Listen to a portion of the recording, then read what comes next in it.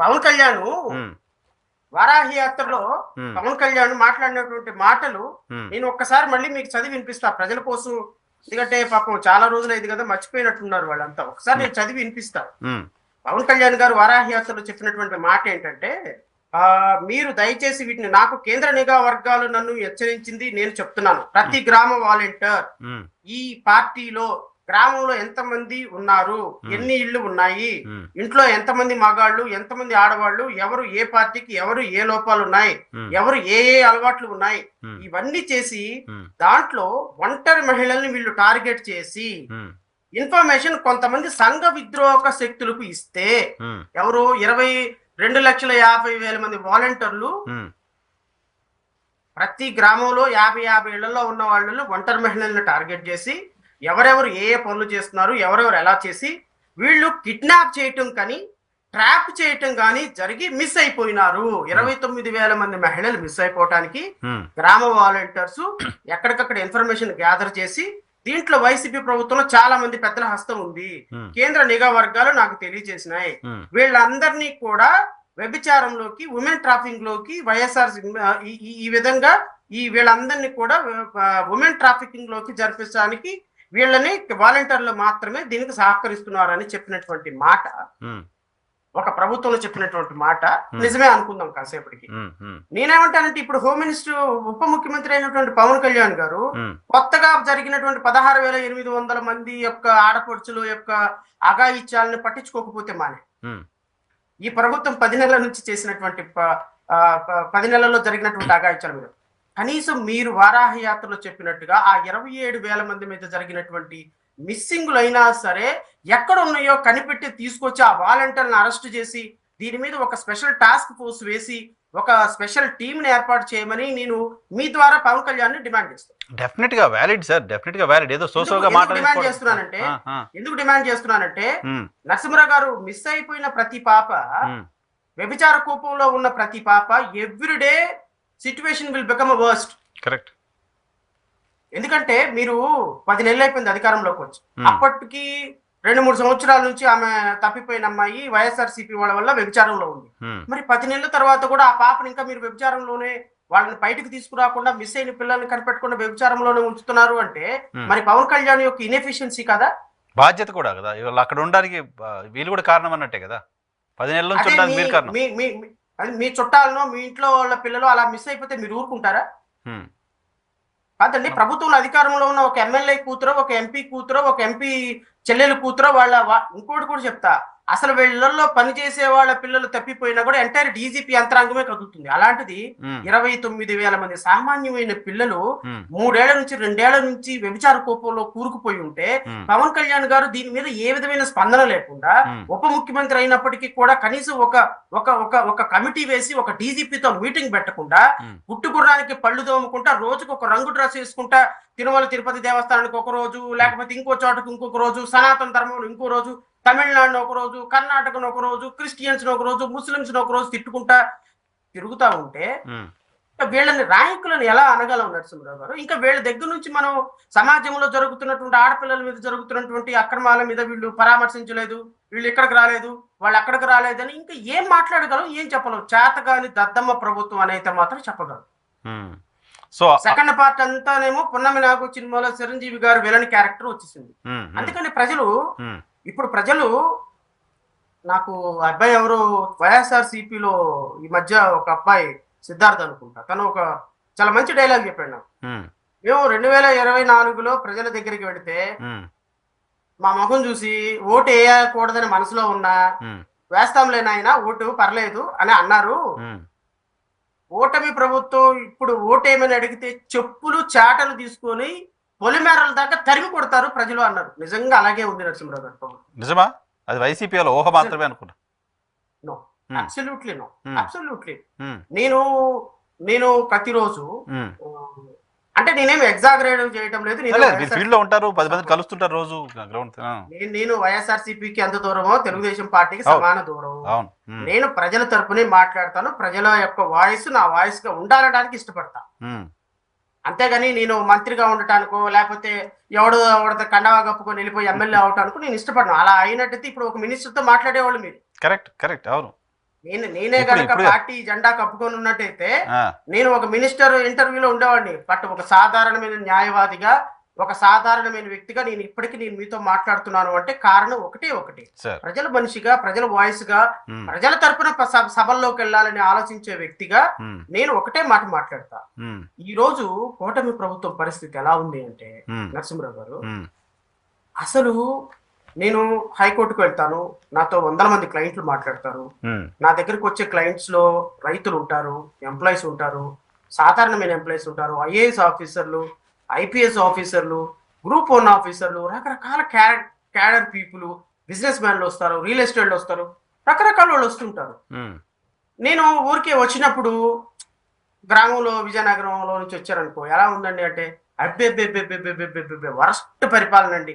గ్రామాల్లో అయితే పచ్చి బూతులు తిడుతున్నారంటండి గ్రామాల్లో. ఎందుకు సార్? ఏముంది అంత అంత నెగిటివ్ ఏముంది? రోడ్లు వేస్తున్నారు, కొత్తగా ప్రతి నెల పెన్షన్లు యాజ్ ఇట్ ఈజ్ గా ఇస్తున్నాం అని చెప్తున్నారు, స్వేచ్ఛనిచ్చాము అని చెప్తున్నారు. కాదు, ఫస్ట్ ఆఫ్ ఆల్ ఏంటి అంటే కూటమి ప్రభుత్వం వచ్చిన తర్వాత సంక్షేమ పథకాలు కంప్లీట్ గా అటకెక్కినాయి నరసింహరావు. సంక్షేమ పథకాలు కంప్లీట్ గా అటకెక్కినాయి. ఇప్పుడు వీళ్ళు సూపర్ 6 అమలు జరపకపోవటం వలన ఏమైపోయింది అంటే మనీ ఫ్లో లేదు, మార్కెట్ లో మనీ ఫ్లో లేదు, గ్రౌండ్ లో మనీ ఫ్లో లేదు. ఇప్పుడు నేను ఒకప్పుడు ₹1,00,000 ఫీజు అడిగితే ₹1,00,000 అక్కడ పెట్టి వెళ్ళేవాళ్ళు ₹10,000 పెడుతున్నారు. ఏమయ్యా అంటే మనీ లేదు సార్, పనులు లేవు, మనీ ఫ్లో లేదు, గవర్నమెంట్ యాక్టివిటీస్ లేవు, గవర్నమెంట్ సంక్షేమ పథకాలు తీసుకొచ్చి దాన్ని పెట్టేటువంటి పరిస్థితి లేదు, ఉద్యోగులకి డిఏడిఏ ఇచ్చే పరిస్థితి లేదు, పరిశ్రమలకు రాయితీలు ఇచ్చే పరిస్థితి లేదు, ఒక 10,000 ఒక ₹10 పెట్టుబడి పెట్టడానికో ₹10 మనీ మార్కెట్ లో మనీ లేదు. సో రాష్ట్ర ప్రభుత్వం చేతులెత్తేసింది. కాదు సార్, ప్రభుత్వం డబ్బులు ఇస్తేనే ప్రజల దగ్గర డబ్బులు ఉండే పరిస్థితి కరెక్ట్ కాదు కదా. కాదు, ఇప్పుడు మీరు ఒక 5 సంవత్సరాల్లో 3 లక్షల కోట్ల రూపాయలు డైరెక్ట్ బెనిఫిట్ స్కీమ్ ద్వారా జగన్మోహన్ రెడ్డి ప్రజలకు డబ్బు ఫ్లో చేశారు. సరే, అలా ఫ్లో చేయటం కరెక్టా కాదనేది తర్వాత విషయం. ఎందుకు అంటే ప్రజల యొక్క జీవన ప్రమాణాలు పెంచకుండా కేవలం డబ్బులు ఇవ్వటమే కరెక్టా అనేది తర్వాత విషయం. ఇప్పుడు ఏమైపోయింది అంటే అసలు మనీ లేదు మార్కెట్. మనీ లేకపోవడానికి కారణం ఏంటంటే ప్రభుత్వం. ఎందుకు అంటే ప్రభుత్వం వీళ్ళు ఇచ్చేటువంటి ₹3,000 ₹4,000 అమౌంట్ తో కాదు కదా. ఇప్పుడు గ్రామాల్లో ఎలా ఉండాలి, గ్రామాల్లో రైతులు పండించే పంటకి కొనుగోలు ధర, మద్దతు ధర ప్రకటించాలి, రైతు పండించడానికి ఎరువులకు సబ్సిడీ ఇవ్వాలి, రేపొద్దున వాళ్ళకి రైతు భరోసా కార్యక్రమం ద్వారా ప్రతి రైతుకి 20,000 25,000 ఇవ్వాలి, ఒక తల్లిదండ్రి పిల్లలు చదివించుకుంటున్నందుకు గాను 15,000 20,000 ఇవ్వాలి. లాస్ట్ 5 years జగన్మోహన్ రెడ్డి అవన్నీ చేశాడు. సో చేసిన సందర్భంలో ఒక కుటుంబానికి రమారమి ₹1,00,000 ఎవ్రీ ఇయర్ లో రమారమి ఒక కుటుంబానికి ఫ్లో అందింది money. What ever the situation, what ever the reasons, what ever the ways, but money has floated to his house. Whether it is good or bad అది తర్వాత విషయం. కానీ ఈ కూటమి ప్రభుత్వం వచ్చిన 10 నెలల్లో ₹1 మనీ వెళ్ళలే, సంక్షేమ పథకాలు లేవు, మనీ వెళ్ళలేదు, ఆ పథకాలన్నీ ఆగిపోయినాయి. ఇవ్వాల్సినటువంటి కళ్యాణం వస్తే ఇవ్వటం లేదు, లేదా చంద్రన్న కానుక ఇవ్వటం లేదు, ఇంకోటి ఇవ్వటం లేదు, రైతు భరోసా, అమ్మక వందనము, ఉచిత గ్యాస్, లేకపోతే మీరు నాకు ఒక ఆశ పెట్టారండి, మీరు నాకు ఆశ పెట్టారు శ్రవణ్ గారు, నేను మీకు ఫలాంటి ఇస్తాను అని. మీరు ఆ ఆశ పెట్టకపోతే నేను ఆశ పెట్టుకోను. ఆశ పెట్టుకున్న తర్వాత ఏమవుతుంది, నార్మల్ గా నా ఎక్స్పెక్టేషన్స్ మొదలవుతాయి. ఎక్స్పెక్టేషన్స్ మొదలవుతాయి. ఎక్స్పెక్టేషన్స్ మొదలైనప్పుడు ఆ ఎక్స్పెక్టేషన్స్ మీరు రీచ్ కాకపోతే మీ మీద నాకు తెలియపోయిన ఎగ్నెస్ట్ వచ్చేస్తుంది. ఇప్పుడు పవన్ కళ్యాణ్ అనేటువంటి వ్యక్తి మామూలుగా మాట్లాడితే సరిపోయేది, నేను ఎవడన్నా అమ్మాయిని పట్టుకుంటే వాడిది కోసేస్తాను, ఇంకొక అమ్మాయిని చూడకుండా భవిష్యత్తులో వాడికి కఠినమైన చట్టాలు తీసి స్పాట్ లో నేను వాడికి కంటికి కన్ను పన్నుకు పన్ను అన్నట్టు రేప్ చేస్తే అది కోసేస్తాను, లేకపోతే వాడు ముద్దు పెడితే పళ్ళు రాలగొట్టేస్తాను, లేకపోతే చెయ్యితో పట్టుకుంటే చెయ్యి నరికేస్తానని చెప్పి రెచ్చగొట్టేశారు.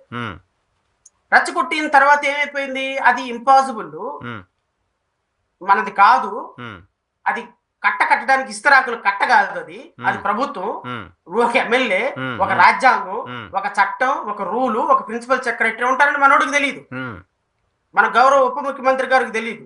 పాపం ఏదో సినిమాలో 4 డైలాగులు రాసిస్తే ఆ స్క్రిప్ట్ చదివి చెప్పేసేటువంటి పవన్ కళ్యాణ్ గారు, ఆ కింద స్క్రిప్ట్ రైటర్ ఎవడో రాసిస్తే అది చదివేసే పవన్ కళ్యాణ్ గారు ఒకసారిగా కోతికి కొబ్బరి చెప్పు దొరికినట్టు ఉప ముఖ్యమంత్రి పదవిలో కూర్చున్నారు. ఉప ముఖ్యమంత్రి పదవిలో కూర్చున్న తర్వాత ఏం చేయాలి, ఏం మాట్లాడాలి, ఒక ఒక ఒక ఉప ముఖ్యమంత్రి, నేను చెప్తున్నా ముఖ్యమంత్రి అయినా కావచ్చండి, మీరు ఒక అటెండర్ని తీయాలంటే 6 నెలలు పడుతుంది. చట్టమే కదా, చట్ట ప్రకారం పోవాల్సిందే కదా. మీ ఇష్టం వచ్చినట్టు నిన్ను పీకేస్తున్నాను కుదరదు. వాడికి షోకాజ్ నోటీస్ ఇవ్వాలి, షోకాజ్ నోటీస్ చేయాలి, వాడు దానికి ఎక్స్ప్లెనేషన్ తీసుకోవాలి, దాని మీద ఆర్డర్ పాస్ చేయాలి, సస్పెన్షన్ జరిగిన తర్వాత ఎంక్వైరీ చేయాలి, ఎంక్వైరీ జరిగిన తర్వాత రిమూవల్ ఆర్డర్స్ ఇవ్వాలి, వాడు అపీలెంట్ అథారిటీకి ఉంటది. మనకు తెలియదు కదా ప్రొసీజర్, మనకి ఇవన్నీ తెలీదు. ఇవన్నీ తెలియకుండా ఎవడన్నా అమ్మాయిని పట్టుకుంటే కోసేస్తాడంట. అవే కదా చెప్పింది ఆయన చెప్పిందేనండి, నేను కొత్తగా ఏం అడగటం, నేనేం అనటంలా. ఒక అమ్మాయిని పట్టుకుంటే నేను కోసేస్తాను, నరికేస్తాను, తుడిమేస్తాను, పిసికేస్తాను అని చెప్పారు. ఇప్పుడు ఏమవుతుంది, ఒక ఆడపిల్ల పట్టుకున్న తర్వాత వాడు కోర్టులోకి రిమాండ్ వెళ్ళిపోయిన తర్వాత ఇప్పుడు వాడిని ఈయన ఏం చేయలేని పరిస్థితి. చట్టం మార్చాలా, ఈయనకి అసలు చట్టం ఎలా మార్చాలో తెలియదు, చట్టం ఎలా మార్చే అవకాశం ఉందో తెలియదు. అసెంబ్లీలో చట్టం ప్రవేశపెట్టాలి అంటే అది డాక్ట్రిన్ ఆఫ్ రిపబ్లికన్స్ అని చెప్పి సెంట్రల్ గవర్నమెంట్ పాస్ చేసిన చట్టానికి రాష్ట్ర ప్రభుత్వం చట్టం దానికి వ్యతిరేకంగా తయారు చేస్తే మళ్ళీ అది ప్రెసిడెంట్ రూల్ దగ్గరికి వెళ్ళి ప్రెసిడెంట్ దగ్గర అసెంట్ తీసుకోవాలన్న సంగతి మన intermediate 10th class Pawan Kalyan గారికి తెలియదు. డాక్ట్రిన్ ఆఫ్ రిపబ్లికన్స్ అంటే ఏందో తెలియదు. సిఆర్పిసి, ఐపీసీ నా ఇష్టం వచ్చినట్టు ఆయన తెలియపోయినా సిస్టమ్ ఉంటది కదా, ఐఏఎస్ ఆఫీసర్లు ఉంటారు. నేను అనేది అదే సార్, ఇప్పుడు కఠినమైన చట్టాలను తయారు చేస్తాను. కఠినమైన చట్టాలను తయారు చేసేదే దిశ చట్టం. కోడితే ఫుట్బాల్ పెట్టి కొడితే జగన్మోహన్ రెడ్డి హయాంలో 5 సంవత్సరాల దాకా మూలన పడిపోయి ఉంది. అవును అవును. There is CrPC, IPC, Indian evidence acts, central చట్టాలు. నువ్వు ఏ చట్టం తయారు చేయాలన్నా దీనికి అనుగుణంగా ఉంటదన్న సంగతి మన గౌరవనీయులైనటువంటి ఉప ముఖ్యమంత్రి గారికి తెలియదు. తెలియకుండా చేసిన సందర్భంలో నేనేం చెప్పాలనుకుంటున్నానంటే, ఈ కూటమి ప్రభుత్వం ప్రజల దగ్గర ప్రజల మాన ప్రాణాలని, దళిత బహుజన బిడ్డల్ని, లేకపోతే జరిగినటువంటి అన్యాయాన్ని ఎదుర్కోవటంలో moral applications, legal applications, political applications వీళ్ళన్నీ పెట్టుకొని వాళ్ళని పరామర్శించి వాళ్ళకి న్యాయం చేస్తారనే ఆలోచన మీలో ఏమైనా ఉంటే ఈ క్షణంలో తుడిచేసుకోండి.